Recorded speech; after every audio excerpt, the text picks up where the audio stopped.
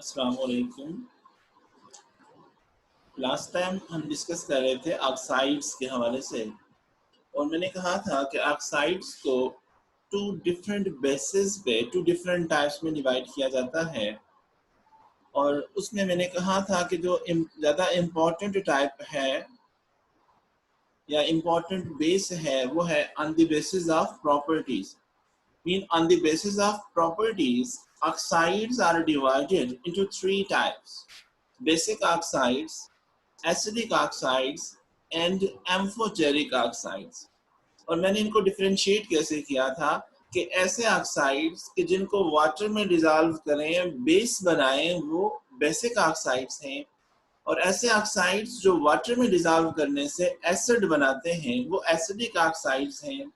और ऐसे ऑक्साइड्स जो एसिड और बेस दोनों तरह की प्रॉपर्टीज शो करते हैं, जो एसिड के साथ रिएक्शन पे एज बेस बिहेव करते हैं और बेस के साथ रिएक्शन पे एज एसिड बिहेव करते हैं, उनको एम्फोटेरिक कहा था। आज जरा ट्रेंड देखते हैं। अगर याद हो मैंने कहा था कि most of the metallic oxides are basic in nature and most of the non-metallic oxides are acidic in nature. Mean majority of the metallic oxides जो हैं वो basic हैं और majority of the non-metallic oxides जो हैं वो acidic हैं। अब जरा ट्रेंड देखते हैं। अगर metallic oxides बेसिक हैं, नॉन मेटालिक एसिडिक हैं, इट मीन जिस डायरेक्शन में मेटालिक कैरेक्टर्स इंक्रीज होंगे उस डायरेक्शन में basic characters of the oxides increase होंगे, और जिस डायरेक्शन में नॉन मेटालिक कैरेक्टर्स इंक्रीज होंगे उस डायरेक्शन में acidic characters of the oxides जो है वो इंक्रीज करेंगे। यानी basic characters of the oxides base करते हैं metallic characters of the metals, और acidic characters of the oxides किस पे बेस करते हैं? Non metallic characters of the non metals present in that oxide. और अगर आपको याद हो इन कैरेक्टर्स के हवाले से, मेटालिक और नॉन मेटालिक कैरेक्टर्स के हवाले से हमने पहले से डिस्कस किया है, और मैंने आपको बताया था कि जब हम अलोंग ग्रुप मूव करते हैं तो साइज अल्टीमेटली इंक्रीज होता जाता है, साइज लार्ज होता जाता है, जिससे मेटालिक कैरेक्टर्स इंक्रीज होते जाते हैं। इसका मतलब ये हुआ कि अलोंग ग्रुप मूव करने से चूंकि मेटालिक कैरेक्टर्स इंक्रीज करने, तो मेटालिक कैरेक्टर्स के इंक्रीज होने से basic characters of the oxides भी इंक्रीज करेंगे। और अगर हम अलोंग पीरियड की बात करें, जब हम अलोंग पीरियड मूव करते हैं तो एटॉमिक साइज स्मॉल होता जाता है, और जो जो एटॉमिक साइज स्मॉल होता जाएगा नॉन मेटालिक कैरेक्टर्स इंक्रीज होते जाएंगे, और जितने नॉन मेटालिक कैरेक्टर्स इंक्रीज होंगे इतने ही acidic characters of the oxides increase करेंगे। इसका मतलब ये हुआ कि along group basic characters of the oxides increase करेंगे और along period acidic characters of the oxides जो है वो इंक्रीज करेंगे। अब ट्रेंड को जरा डिस्कस करते हैं कि what is the trend of oxides. What is the trend of oxides? Trend मैंने दो तरह का बताया था, एक वेरिएशन होती है अलोंग ग्रुप और दूसरी वेरिएशन होती है अलोंग पीरियड। पहले ग्रुप की बात करते हैं। जिस तरह अभी मैंने आपसे डिस्कस किया, क्या कह सकते हैं, basic characters of the oxides, basic characters of the oxides increase along group in the periodic table. Basic characters of the oxides increase along group in the periodic table. लेकिन क्यों ऐसा होता है? क्यों बेसिक कैरेक्टर्स ऑक्साइड के along group increase करते हैं? When we move along group in periodic table, when we move along group, mean from top to bottom in the periodic table, number of orbits क्या होते जाते हैं? Increase. और जब number of orbits increase करते हैं तो shielding effect increase होता है, और shielding effect के increase होने से atomic size large होता जाता है, और जो जो atomic size large होगा metallic characters increase करेंगे, और अगर metallic characters increase होंगे तो obviously metallic oxides are basic in nature. Most of the metallic oxides are basic in nature. तो मेटालिक कैरेक्टर्स के इंक्रीज होने से basic characters of the oxides क्या करेंगे, इंक्रीज होंगे। यानी when we move along a group in the periodic table, number of orbits increases, shielding effect also increases, atomic size becomes large, atomic size becomes large, metallic characters increases. That's why basic characters of the oxides increase along the group in the periodic table. अब ये मैंने एक trend show किया है। अगर हम alkaline earth metals की बात करें, ग्रुप सेकंड ए के एलिमेंट्स के ऑक्साइड्स की बात करें, तो पहला मेंबर कौन सा है सेकंड ए ग्रुप में, बेरिलियम, फिर नेक्स्ट मैग्नीशियम, फिर कैल्शियम, फिर अप टू सो ऑन।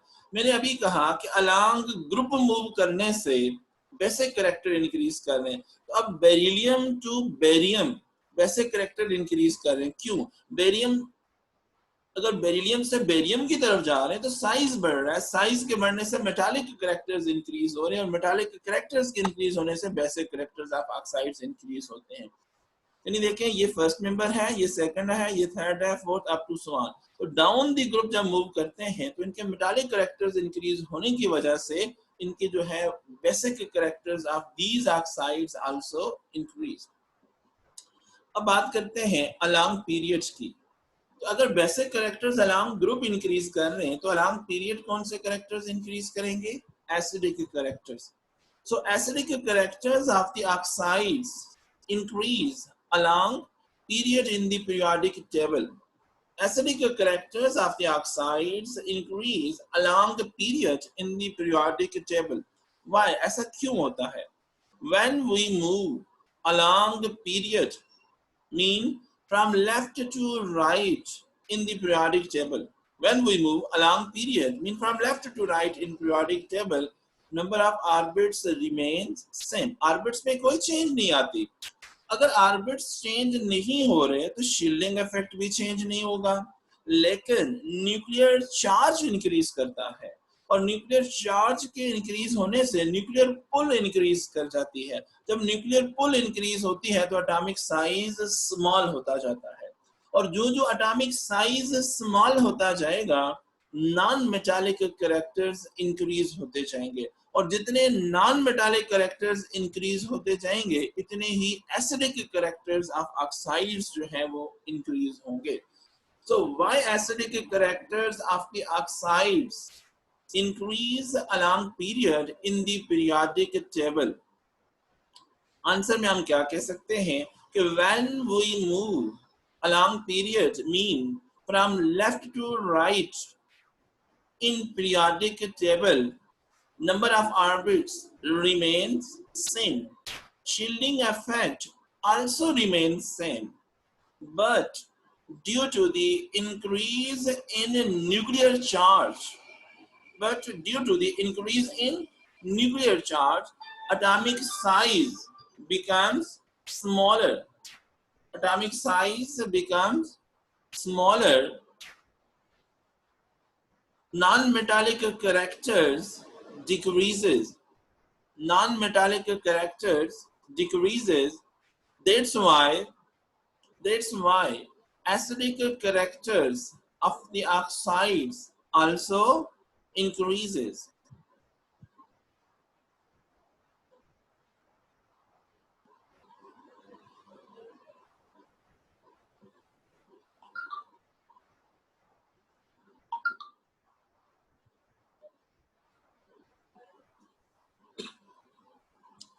अच्छा, अब बात करते हैं एसिडिक कैरेक्टर्स ऑफ ऑक्साइड्स ही की बात करते हैं कि मजीद कौन कौन से फैक्टर्स हैं कि जिनसे एसिडिक कैरेक्टर्स जो है वो इंक्रीज करते हैं। What is the effect of oxidation state of metal on nature of oxide? इस टॉपिक में से अक्सर एक एमसीक्यूज पूछा जाता है, वो मैं आपसे शेयर करूंगा क्या एमसीक्यूज बनता है और उसका आंसर क्या होगा, इसको डिस्कस करेंगे। तो what is the effect of oxidation state of the metal on या of the central element या of the metal on the nature of oxide, on the nature of oxide? अच्छा, एक बात याद रखनी है कि ऐसा नहीं है कि हर मेटल का ऑक्साइड बेसिक होगा। जब जहाँ पे मैं ये बात कह रहा था कि मेटालिक ऑक्साइड जो है वो बेसिक है, साथ में ये कहता था कि most of the metallic oxide. और जब हम बात करते थे नॉन मेटालिक ऑक्साइड्स की, तो ये मैंने नहीं कहा कि all non metallic oxides are acidic in nature and all metallic oxides are basic in nature. ये स्टेटमेंट सही नहीं है। मैंने आपको क्या कहा कि most of the metallic oxides are basic in nature and most of the non-metallic oxides are acidic in nature। इसका मतलब कुछ मेटल के ऑक्साइड्स ऐसे हैं कि जो एसिडिक हैं, इसी तरह नॉन मेटल के भी हो सकते हैं, लेकिन ज्यादातर मेटल्स के दोनों तरह के हो सकते हैं। तो इस वजह से most of the metallic oxides are basic in nature. So all metallic oxide नहीं कह सकते, all metallic oxides are not basic in nature. इसी तरह most of the non metallic oxides are acidic in nature. और हम इसको ये भी नहीं कह सकते कि all non metallic oxides are acidic in nature, क्योंकि ऐसा नहीं होता।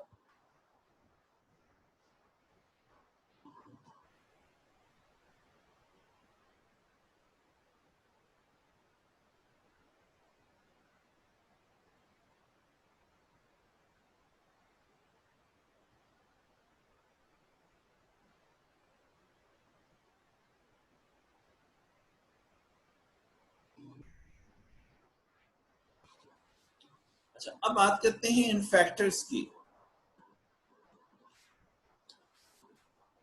अब बेसिकली दो फैक्टर्स हैं, उनमें से भी एक फैक्टर पे दूसरा फैक्टर अफेक्ट करता है, उनको जरा डिस्कस करते हैं। हमारे पास डिफरेंट, अगर फॉर एग्जांपल एक मैग्नीज हम ले लेते हैं, मैग्नीज मेटल है, मैग्नीज मेटल है, इसके डिफरेंट ऑक्साइड्स हैं, वो मैं आपसे अभी शेयर करता हूँ, डिस्कस करता हूँ कि ये कौन कौन से ऑक्साइड्स हैं। अब मैग्नीज ट्रांजिशन एलिमेंट है, और ट्रांजिशन एलिमेंट्स नॉर्मली या यूजुअली वेरिएबल वैलेंसी शो करते हैं। इनकी डिफरेंट ऑक्सीडेशन स्टेट्स होती हैं कंपाउंड्स में। अगर ऑक्सीडेशन स्टेट्स चेंज होंगी तो obviously number of oxygen change हो जाएंगे। जब number of oxygen atoms change होंगे तो उनके एसिडिक कैरेक्टर्स भी चेंज होते हैं। अब वो फैक्टर्स कौन से हैं कि जिनसे एसिडिक कैरेक्टर्स अफेक्ट होते हैं? नंबर वन, फर्स्ट फैक्टर है oxidation state of the metal या oxidation state of the central atom. इसका क्या रिलेशन होता है कि जितनी ऑक्सीडेशन स्टेट ज्यादा होगी, इतने नंबर ऑफ ऑक्सीजन एटम ज्यादा होंगे, और जितने नंबर ऑफ ऑक्सीजन एटम ज्यादा होंगे, इतने एसिडिक कैरेक्टर्स क्या होंगे? ज्यादा होंगे। तो अगर हम यहाँ पे दो फैक्टर्स बना सकते हैं। एक फैक्टर हम क्या बना सकते हैं कि oxidation state of the metal in metallic oxides, oxidation state या oxidation state of metal in metallic oxide. और सेकंड फैक्टर है number of oxygen atoms, number of oxygen atom. So जितनी ऑक्सीडेशन स्टेट ज्यादा होगी, नंबर ऑफ ऑक्सीजन एटम ज्यादा होंगे, और उतने ही एसिडिक कैरेक्टर्स भी ज्यादा होंगे। अब जरा इस एग्जांपल के तौर पे इन ऑक्साइड को देखते हैं।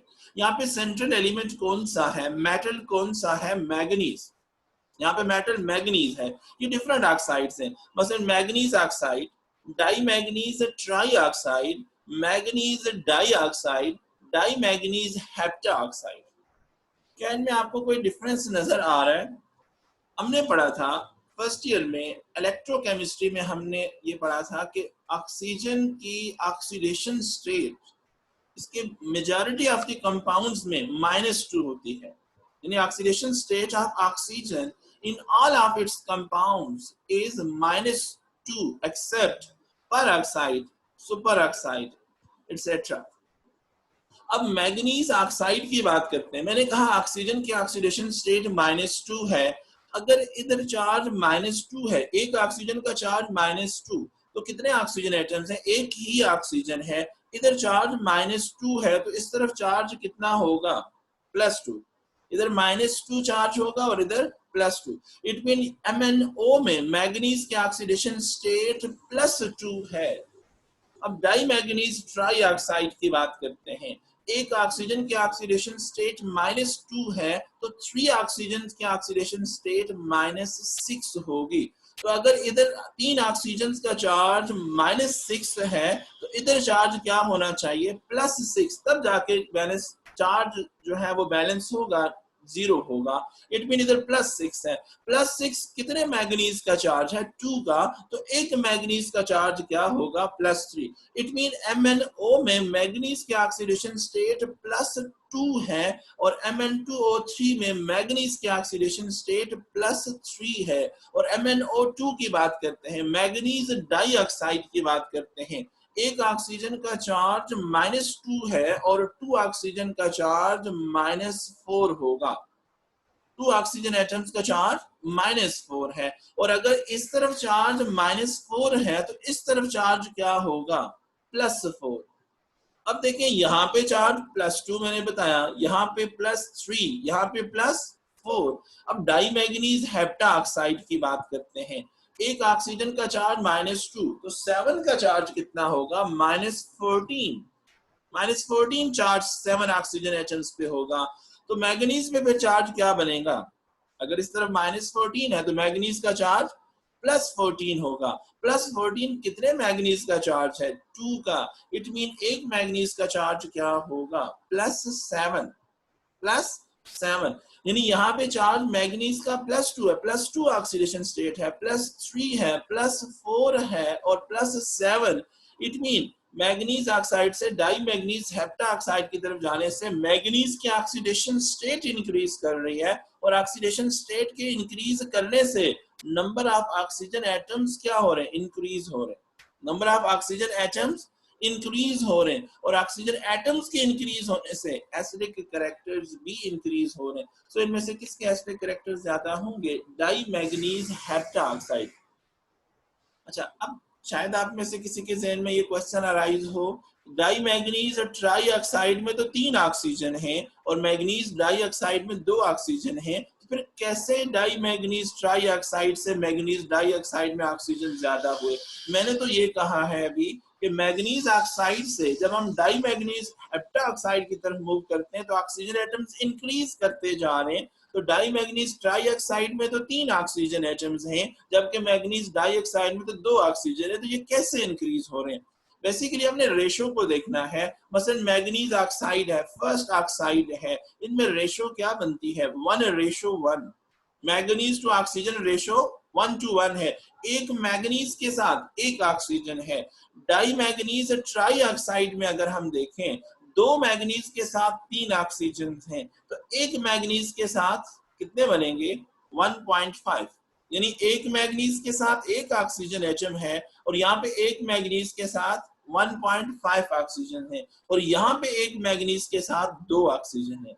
ऑल्दो यहाँ पे ओवरऑल तो 3 ऑक्सीजन है डाई मैग्नीज ट्राईऑक्साइड में और मैग्नीज डाइऑक्साइड में 2 हैं, लेकिन मैग्नीज ट्राईऑक्साइड में एक मैग्नीज के साथ 1.5 ऑक्सीजन है और यहाँ पे एक मैग्नीज के साथ 2 ऑक्सीजन है। मीन रेशियो इंक्रीज होती जा रही है, सो एसिडिक कैरेक्टर्स भी इंक्रीज करेंगे। नेक्स्ट एग्जांपल जरा देखते हैं। नाइट्रोजन के आपने डिफरेंट ऑक्साइड्स पढ़े होंगे और ये जो फर्स्ट ऑक्साइड है N2O, इसको लाफिंग गैस भी कहते हैं, आपने पढ़ा भी होगा, आगे डिटेल से इसके बारे में पढ़ेंगे भी। ये जो N2O है, नाइट्रस ऑक्साइड, इसको लाफिंग गैस भी कहा जाता है। इसके बारे में आगे पढ़ेंगे, लाफिंग गैस क्यों कहा जाता है, कैसे बनती है, बाकी केमिकल प्रॉपर्टीज, यूजेस, सारी बातें डिस्कस करेंगे। अभी सिर्फ एसिडिक कैरेक्टर्स की हद तक इनको डिस्कस करते हैं। यहाँ पे भी अगर हम देखें, मेरे ख्याल में दोबारा पूरी बात डिटेल से बताने की जरूरत नहीं है। N2O नाइट्रस ऑक्साइड से डाई नाइट्रोजन पेंटा ऑक्साइड की तरफ जो जो हम मूव कर रहे हैं, तो नाइट्रोजन की ऑक्सीडेशन स्टेट इंक्रीज होती जा रही है। मेरे ख्याल में ये आप फाइंड आउट कर सकते हैं। यानी नाइट्रस ऑक्साइड से डाई नाइट्रोजन पेंटा ऑक्साइड की तरफ नाइट्रोजन की ऑक्सीडेशन स्टेट इंक्रीज हो रही है, जिसकी वजह से नंबर ऑफ ऑक्सीजन एटम्स क्या हो रहे हैं, इंक्रीज कर रहे हैं और एसिडिक कैरेक्टर्स फिर अल्टीमेटली इंक्रीज हो रहे हैं। इसी तरह सल्फर डाइऑक्साइड और सल्फर ट्राइऑक्साइड, सल्फर डाइऑक्साइड में सल्फर की ऑक्सीडेशन स्टेट +4 है और सल्फर ट्राइऑक्साइड में सल्फर की ऑक्सीडेशन स्टेट +6 बनती है। अब किसके ऑक्सीडेशन स्टेट ज्यादा है, SO2 में सल्फर की ज्यादा या SO3 में? SO3 में। तो ऑक्सीजन भी किसमें ज्यादा है? SO3 में। तो एसिडिक कैरेक्टर्स भी किसके ज्यादा होंगे? SO3 के। तो जितनी ऑक्सीडेशन स्टेट ज्यादा होगी, नंबर ऑफ ऑक्सीजन एटम्स ज्यादा होंगे, so ultimately acidic characters of oxides जो है वो ज्यादा होंगे। एमसीक्यूज में क्या पूछा जाता है? एमसीक्यूज ऐसे बनता है कि acidic characters of the oxides, ये एमसीक्यूज में अक्सर पूछा जाता है। और क्या एमसीक्यूज बनता है? Acidic characters of the oxides depend upon, एक ऑप्शन दिया होता है ऑक्सीडेशन स्टेट, या ऑक्सीडेशन स्टेट ऑफ मेटल, या oxidation state of central element दिया होता है। और एक ऑप्शन दिया होता है नंबर ऑफ ऑक्सीजन एटम्स। एक ऑप्शन होता है ऑक्सीडेशन स्टेट, एक ऑप्शन होता है नंबर ऑफ ऑक्सीजन एटम, और एक कोई सा और ऑप्शन होगा, और एक में ऑप्शन होगा, एक ऑप्शन होगा बोथ ए एंड बी। तो कौन सा ऑप्शन सही होगा? बोथ ए एंड बी, क्योंकि ये एसिडिक कैरेक्टर्स जो है ये ऑक्सीडेशन स्टेट पे भी डिपेंड करते हैं और उसके साथ साथ नंबर ऑफ ऑक्सीजन पे भी डिपेंड करते हैं। तो इस वजह से ये दोनों इसमें आ जाएंगे। अब नेक्स्ट टॉपिक स्टार्ट करते हैं।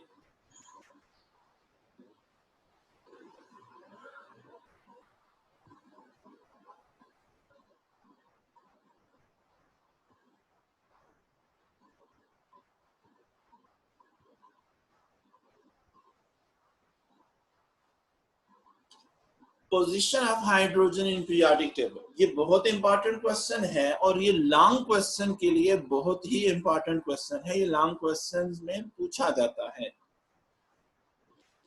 The position of hydrogen in the periodic table, the position of hydrogen in the periodic table. अगर आपको याद हो, हमने पढ़ा कि मेंडलीफ के पीरियोडिक टेबल में हाइड्रोजन की कोई प्रॉपर पोजीशन नहीं थी, लेकिन जो मॉडर्न पीरियोडिक टेबल है, मोज़ले का पीरियोडिक टेबल है, इसमें हाइड्रोजन को कहां पे रखा हुआ है? At the top of the group first A, at the top of the group first A जो है हाइड्रोजन को रखा गया है। लेकिन अभी भी बहुत सारे लोगों पे इस पे ऑब्जेक्शन है, बहुत सारे साइंटिस्ट का ऑब्जेक्शन है कि यह हाइड्रोजन की पोजीशन सही नहीं है। अब ऑब्जेक्शन तो सारे कर रहे हैं, लेकिन उसका कोई उस तरह का हल नहीं बता रहे, कोई ऐसा पीरियोडिक टेबल मजीद नहीं बनाया अभी तक किसी ने भी कि मॉडर्न पीरियोडिक टेबल को रिजेक्ट करके कोई नया पीरियोडिक टेबल जो है उसको कंसीडर किया जाए। लेकिन ऑब्जेक्शन सारे कर रहे हैं। अब किस बेस पे ऑब्जेक्शन कर रहे हैं, किस बेस पे इसके बारे में डिस्कशन होती है, ये जरा पॉइंट्स डिस्कस करते हैं आगे हम। सबसे पहली बात तो ये है कि position of hydrogen in periodic table is debatable, कि हाइड्रोजन की जो पीरियोडिक टेबल में पोजीशन है ये डिबेटेबल है, इस पे काफी डिबेट हो सकती है। बहुत सारे साइंटिस्ट के जो है इस पे ऑब्जेक्शन है, वो कहते हैं कि ये पोजीशन सही नहीं है, इस पे अच्छी खासी हम डिबेट कर सकते हैं। अब क्या वजह है, क्यों डिबेटेबल है, किस बेस पे इस पे साइंटिस्ट का जो है वो ऑब्जेक्शन है, इसकी जरा बात करते हैं। अब हाइड्रोजन की कुछ प्रॉपर्टीज कौन से ग्रुप के एलिमेंट से रिजेंबल करते हैं? First A. और कुछ प्रॉपर्टीज फोर्थ ए ग्रुप के एलिमेंट से रिजेंबल करती हैं, और कुछ प्रॉपर्टीज सेवंथ ए ग्रुप के एलिमेंट से रिजेंबल करती हैं। और इसके साथ साथ हाइड्रोजन की कुछ प्रॉपर्टीज फर्स्ट ए ग्रुप के एलिमेंट से डिफर करती हैं। फिर इसी तरह कुछ प्रॉपर्टीज फोर्थ ए ग्रुप के एलिमेंट से डिफर करती हैं, और कुछ प्रॉपर्टीज सेवंथ ए ग्रुप के एलिमेंट से डिफर करती हैं। It mean in some of the properties, hydrogen resembles with the elements of the groups of first A, fourth A, and seventh A. Anyhow, it also differs in some of the properties from these groups elements as well. Mean कुछ scientist कहते हैं कि hydrogen ठीक है first group में ही होनी चाहिए, कुछ कहते हैं नहीं फोर्थ ग्रुप में होना चाहिए हाइड्रोजन को, और कुछ साइंटिस्ट का ये कहना है कि हाइड्रोजन को कहाँ पे होना चाहिए? सेवंथ। यानी कुछ साइंटिस्ट के हवाले से उनके हिसाब से फर्स्ट ए ग्रुप पोजीशन अच्छी है, कुछ के हिसाब से फोर्थ ए सही है, और कुछ के हिसाब से सेवंथ है, लेकिन ये अभी एग्जैक्ट उस तरह से फाइनलाइज नहीं है। इसी वजह से कहा जाता है कि हाइड्रोजन की जो पोजीशन है वो अभी भी डिबेटेबल है, इस पे डिस्कशन हो सकती है, डिबेट की जा सकती है। इसका मतलब ये हुआ तो हमें कैसे हाइड्रोजन की पोजीशन को जस्टिफाई करना होगा, हमें ये बताना होगा कि वो कौन सी प्रॉपर्टीज हैं हाइड्रोजन की जो फर्स्ट ए ग्रुप से सिमिलर हैं, जो फर्स्ट ए ग्रुप के एलिमेंट से रिजेंबल करती हैं, और फिर वो कौन सी प्रॉपर्टीज हैं हाइड्रोजन की जो फर्स्ट ए ग्रुप के एलिमेंट से डिफर करती हैं। फिर इसी तरह हाइड्रोजन की वो कौन सी प्रॉपर्टीज हैं जो फोर्थ ए ग्रुप के एलिमेंट से रिजेंबल करती हैं, और वो कौन सी प्रॉपर्टीज हैं जो उससे डिफर करती हैं। इसी तरह सेवंथ के साथ, यानी हमने हाइड्रोजन को कंपेयर करना है। अब किस किस से कंपेयर करना है? फर्स्ट ए ग्रुप के एलिमेंट से कंपेयर करना है, फिर फोर्थ ए ग्रुप के एलिमेंट से कंपेयर करना है, और फिर सेवंथ ए ग्रुप के एलिमेंट से कंपेयर करना है। जो फर्स्ट ए ग्रुप के एलिमेंट्स हैं उनको हम अल्कली मेटल्स कहते हैं। फोर्थ ए ग्रुप के एलिमेंट्स को कार्बन फैमिली कहा जाता है। फोर्थ ए ग्रुप के टॉप पे कौन सा एलिमेंट है? कार्बन। सो फोर्थ ए ग्रुप के एलिमेंट्स को कार्बन फैमिली कहा जाता है, और सेवंथ ए ग्रुप के एलिमेंट्स को हैलोजेंस कहा जाता है। सो हमने वन बाय वन हाइड्रोजन को कंपेयर करना है with these three groups. Start लेते हैं फर्स्ट ए ग्रुप से। पहले सिमिलैरिटीज को डिस्कस करेंगे, फिर उसके बाद डिससिमिलैरिटीज को हमने डिस्कस करना है। पहले सिमिलैरिटीज से स्टार्ट लेते हैं। Similarities of hydrogen with alkali metals mean similarities of hydrogen with the elements of the group first A, with the elements of the group first A। अच्छा, सिमिलैरिटीज हैं या डिससिमिलैरिटीज हैं, हमने कौन से पॉइंट्स को ध्यान में रखना है? किस बेस पे हम कह सकते हैं कि हाइड्रोजन रिजेंबल कर रहा है या डिफर कर रहा है इन एलिमेंट से? एक तो हम फिजिकल स्टेट डिस्कस कर सकते हैं, blocks of elements discuss. Physical state में क्या डिस्कस करते हैं? फिजिकल स्टेट में क्या वो सब्सटेंस सॉलिड है, लिक्विड है या गैस है at room temperature. Blocks of elements का मतलब क्या है? क्या ये एस ब्लॉक एलिमेंट है, पी ब्लॉक एलिमेंट है, डी ब्लॉक एलिमेंट है या एफ ब्लॉक? हमने 4 ब्लॉक्स में एलिमेंट्स को डिवाइड किया था, S block, P block, D block and F block. फिर नेक्स्ट मेटालिक प्रॉपर्टीज, क्या ये मेटल है या नॉन मेटल है? सिंपल प्रॉपर्टीज भी कह सकते हैं कि क्या ये मेटल है या नॉन मेटल है। फिर वैलेंस शेल में कितने नंबर ऑफ इलेक्ट्रॉन्स हैं, मीन नंबर ऑफ इलेक्ट्रॉन्स के बेस पे हमने कंपेयर करना है। फिर उसके बाद बॉन्ड फॉर्मेशन, क्या ये आयनिक बॉन्ड बनाएगी ये सब्सटेंस या कोवलेंट बॉन्ड? मीन जब बॉन्डिंग होती है तो बॉन्डिंग में क्या कोवलेंट बॉन्ड बनेगा या फिर आयनिक बॉन्ड बनेगा? फिर वैलेंसी की बात, किस ये जो एलिमेंट है इसकी वैलेंसी क्या है? 1 2 3 4, यानी वैलेंसी क्या है? फिर ऑक्सीडेशन स्टेट क्या होगी? फिर क्या ये डायटोमिक स्टेट में एग्जिस्ट कर रहा है या नहीं कर रहा? वो एलिमेंट, वो कंपाउंड जो है बेसिकली एलिमेंट की फॉर्म देखी जाती है। फिर उस सब्सटेंस को अपना वैलेंस शेल कंप्लीट करने के लिए कितने वैलेंस इलेक्ट्रॉन्स चाहिए? सबसे पहले हाइड्रोजन को हम अल्कली मेटल से कंपेयर कर दें, क्या फिजिकल स्टेट में सिमिलैरिटी होगी या डिससिमिलैरिटी होगी? हाइड्रोजन रूम टेम्परेचर पे क्या है? गैस है। और अल्कली मेटल्स रूम टेम्परेचर पे क्या है? सॉलिड्स है। हाइड्रोजन रूम टेम्परेचर पे गैस है, अल्कली मेटल्स सॉलिड्स हैं। तो क्या ये सिमिलैरिटी हुई या डिससिमिलैरिटी हुई?